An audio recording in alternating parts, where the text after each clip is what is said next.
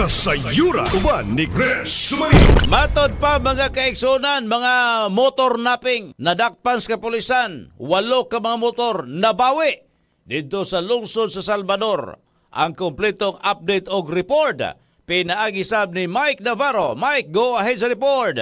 Dakpan sa kapulisan ang usa ka carnapper nga nahimong hinungdan usab nga para ma-recover ang 8 pa ka mga carnap nga mga motor kaniadtong Hulyo 20, tuig 2025 alas 2 sa hapon diha sa lungsod sa Salvador sa Lanao del Norte. Kini human nagpahigayon og usa ka police checkpoint ang kapulisan sa Kapatagan kauban ang 2nd Provincial Mobile Force Company sa may Matimos Patrol Base agig aksyon sa nahitabong carnap sa Iligan City kinsa gikataho nga ang suspek residente sa maong lugar. Atol sa maong operasyon, nasiplatan sa mga pulis ang maong suspek nga padulong sa maong police checkpoint nga nagmaneho sa usa ka itom nga badya motorcycle.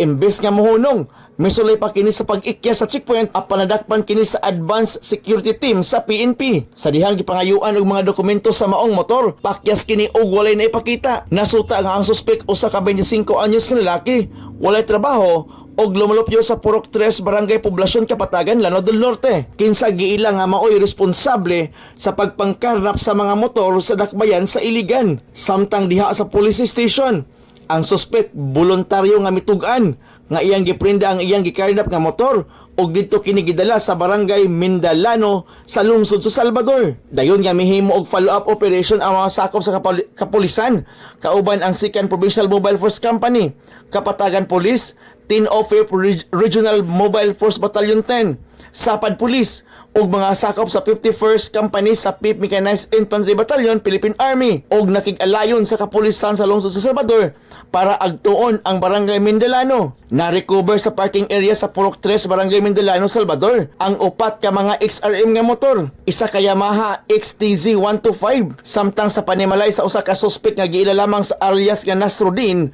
nakuha ang usa ka unit nga Badja 125.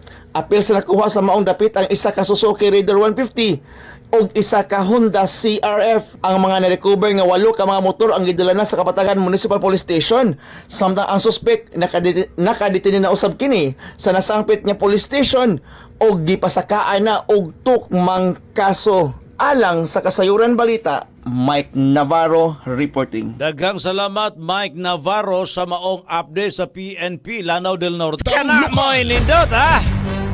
Doon na mga nindot ng mga accomplishment mga kasaya.